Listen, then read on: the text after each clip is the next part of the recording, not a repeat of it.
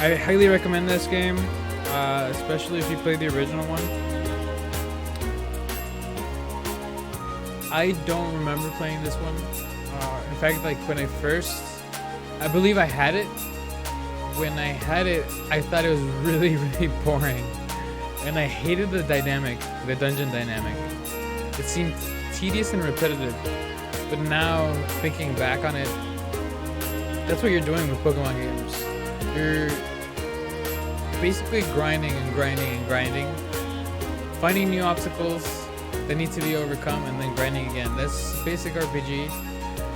And in many ways, it held true to the Pokemon spirit.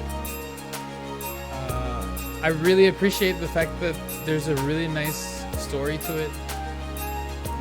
Each character has a certain amount of development, and yet it's familiar because it's from the Pokemon franchise. The dungeon aspect. The aspect of the dungeons was tedious, but doable. There's many ways to go through dungeons. I prefer like the auto way, and then when there was a challenge, I would reform my strategy in a way that I could defeat it, or I could get through it. But the dungeons is more of an obstacle that can be recycled over and over for the sake of the story. So once you've gone through one dungeon, you've pretty much gone through all dungeons.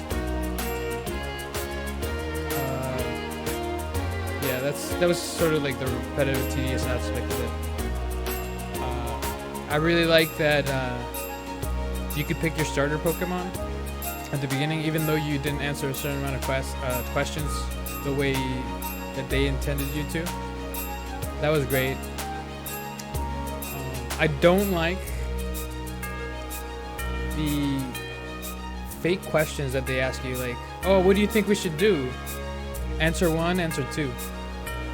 It's always going to be answer 1 no matter what you do, so I think it's pointless. And maybe like the demographic that this game was intended to